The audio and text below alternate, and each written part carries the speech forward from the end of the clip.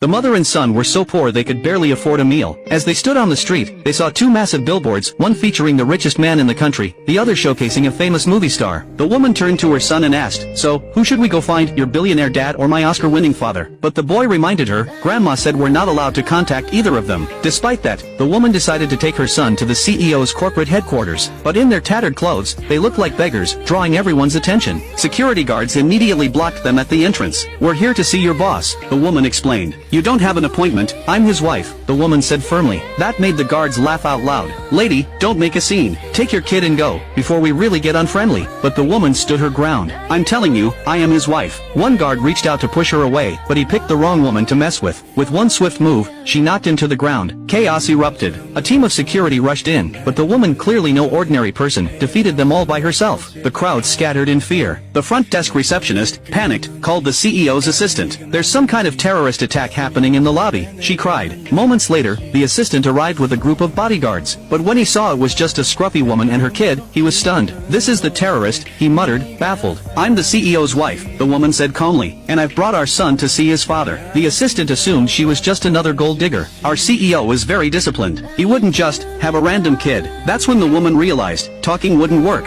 so she made her point with action, knocking the assistant down in one move. This assistant wasn't just anyone, he was a former martial arts champion, but even he had to admit defeat and bowed his head in respect. He quickly called up to the CEO's office. Meanwhile, the boy was happily munching on free snacks from the company's lounge, his hunger finally being satisfied. Just then, the CEO stormed in, angry and confused. Right behind him was the girl's movie star father. Trying to get the CEO's attention, the little boy tossed a dart toward him. The CEO caught it and then froze. The boy looked just like him. While the CEO stood stunned, the boy piped up, "Let's do a DNA test." Without hesitation, the CEO agreed. When the test results came back, everyone was shocked. The CEO, who had never been publicly linked to any woman, was indeed the boy's biological father. He pulled the woman into his car to talk. After some reminding, the CEO finally remembered. 5 years ago, he had been drugged and manipulated, and had a one-night stand he thought was just a dream. Now he realized it wasn't. And now, seeing how beautiful and bold this woman was, he had an idea: use her to escape the constant pressure from his family to get married. So he agreed to acknowledge the boy, but on one condition: she had to live with them and help raise the child. Secretly, he had already made up his mind. With a ready-made wife and kid, no one could force him into more blind dates. At the next family gathering, the CEO showed up with the woman and their son. The whole family was overjoyed. "This is my wife," he announced proudly. But the woman felt uneasy. She had heard all the rumors. This man was ruthless, dangerous. She tried to pull her hand away, but he held on tightly. That's when she realized she had been played. And sure enough, trouble started the moment she moved into the CEO's mansion.